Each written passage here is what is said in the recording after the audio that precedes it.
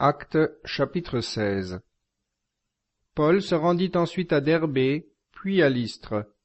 Il y avait là un disciple nommé Timothée, fils d'une juive chrétienne et d'un père grec.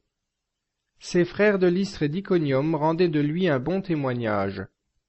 Paul voulut l'emmener avec lui, et, l'ayant pris, il le circoncit, à cause des Juifs qui étaient dans ces contrées, car tous savaient que son père était grec.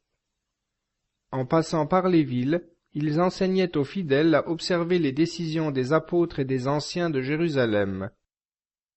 Et les églises se fortifiaient dans la foi et croissaient de jour en jour.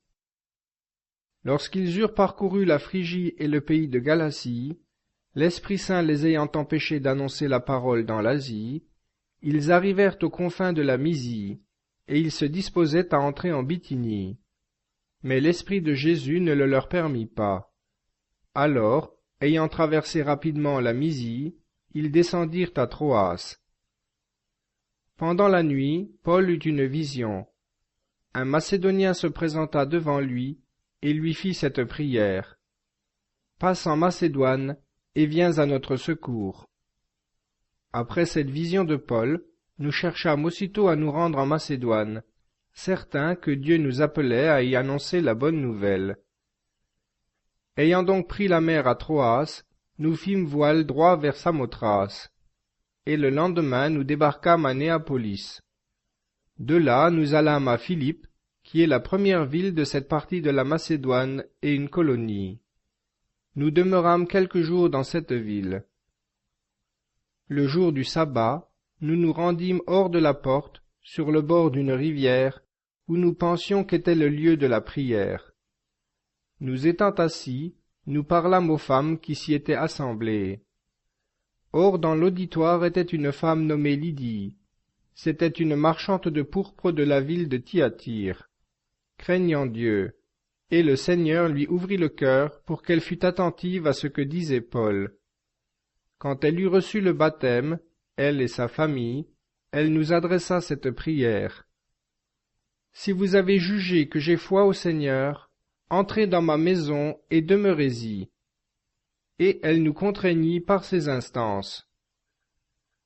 Un jour que nous allions à la prière, nous rencontrâmes une jeune esclave qui avait un esprit python et procurait un grand profit à ses maîtres par ses divinations. Elle se mit à nous suivre, Paul et nous, en criant. « Ces hommes sont les serviteurs du Dieu Très-Haut. Ils vous annoncent la voie du salut. » Elle fit ainsi pendant plusieurs jours. Comme Paul en éprouvait de la peine, il se retourna et dit à l'esprit, « Je te commande, au nom de Jésus-Christ, de sortir de cette fille. » Et il sortit à l'heure même. Les maîtres de la jeune fille, voyant s'évanouir l'espoir de leur gain, se saisirent de Paul et de Silas et les traînèrent à l'agora devant les magistrats. Et les ayant amenés aux stratèges, ils dirent, « Ces hommes troublent notre ville, ce sont des Juifs. Ils prêchent des usages qu'il ne nous est pas permis, à nous, Romains, de recevoir ni de suivre. » En même temps, la foule se souleva contre eux, et les stratèges, ayant fait arracher leurs vêtements, ordonnèrent qu'on les bâtît de verges. Après qu'on les eut chargés de coups, ils les firent mettre en prison, en recommandant au geôlier de les garder sûrement.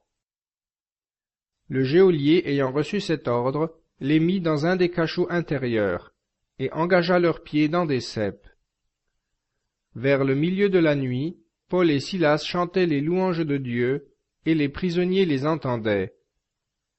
Tout à coup il se fit un tremblement de terre si violent que les fondements de la prison en furent ébranlés. Au même instant, toutes les portes s'ouvrirent et les liens de tous les prisonniers tombèrent.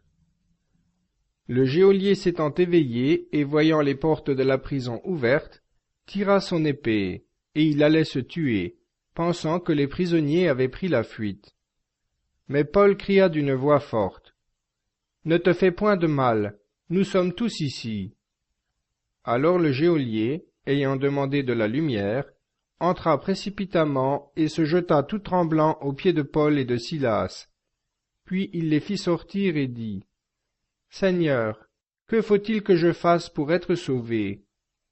Ils répondirent, Crois au Seigneur Jésus, et tu seras sauvé, toi et ta famille.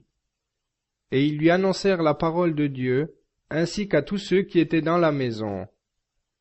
Les prenant avec lui à cette heure de la nuit, il lava leurs plaies, et aussitôt après il fut baptisé, lui et tous les siens. Ensuite il les fit monter dans sa maison, et leur servit à manger, se réjouissant avec toute sa famille d'avoir cru en Dieu. Quand il fit jour, les stratèges envoyèrent les licteurs qui dirent « Mets ces hommes en liberté ». Le geôlier annonça la chose à Paul. Les stratèges ont envoyé l'ordre de vous relâcher. Sortez donc maintenant et allez en paix.